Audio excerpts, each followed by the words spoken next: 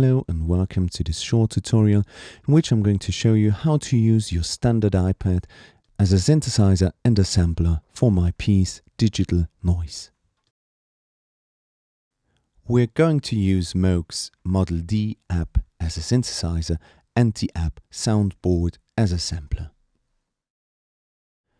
We start right off with our synthesizer, and that's why we open our app Model D, which is a very lovely software synthesizer done by Moog themselves, reimagining their classic monophonic synthesizer Mini Moog Model D, which is playable right away via screen.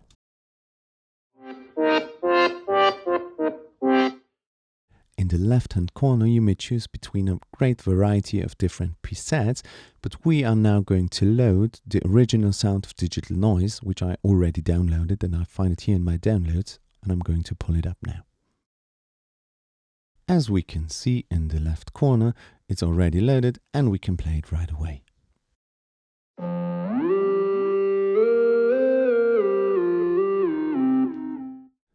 Of course, it is not very practical to play a synthesizer over a screen. That's why we are going to connect a keyboard to make playing much more enjoyable. To do so, you may connect any keyboard you can get your hands on, doesn't matter which model it is. The only thing important is that it's got a MIDI to USB output. In our video, I'm going to use a Komplete Kontrol M32 by Native Instruments, which has got an USB output on the back, which functions as our MIDI output, but also as our keyboard's power supply. To connect it, I'm going to use a very standard USB-C docker. The only thing important is that it's got an audio output as well as the standard USB. I'm connecting it now to my iPad. And now I'm going to use a common USB-B cable that you may know from your printer.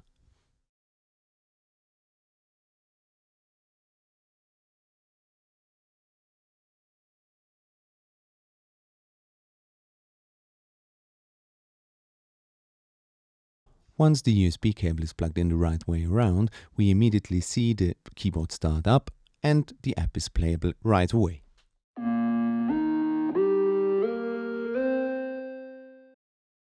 Now we're going for the next step, and that's why we open our configurations. We can find them in the right hand corner. Under MIDI we find our MIDI input device and could also set up a MIDI output if needed.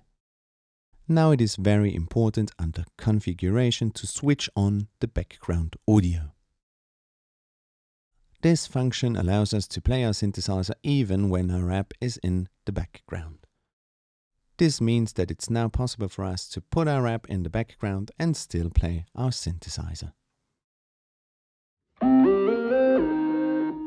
Our synthesizer is now all set up, and now we're going to do the same with our sampler.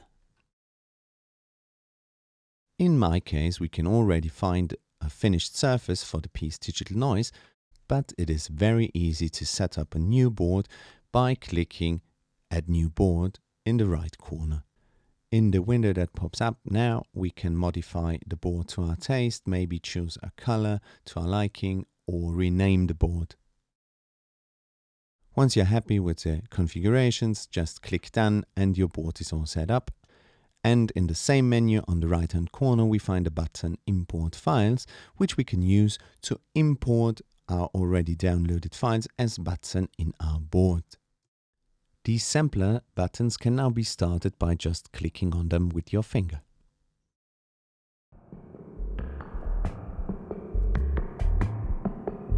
And clicking on them a second time stops the sample. I'm now going to import the remaining two samples that are needed to perform Digital Noise.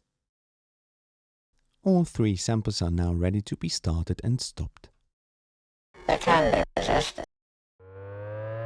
It is possible to modify each individual button by tapping on it and holding for a little while.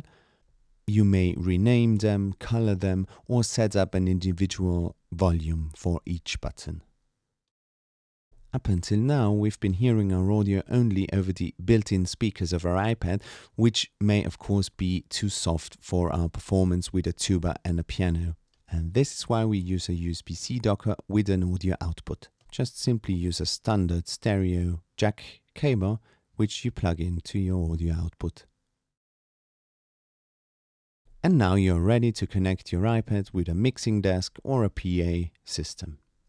In general, I always recommend to use a cable to connect your iPad because wireless connections tend to have a very short latency, which makes your synthesizer absolutely unplayable in a live situation. But if you're going to use your iPad just as a sampler, in the case of digital noise, it's no problem to connect it via Bluetooth, because in that piece, a small latency in the samples is absolutely no problem.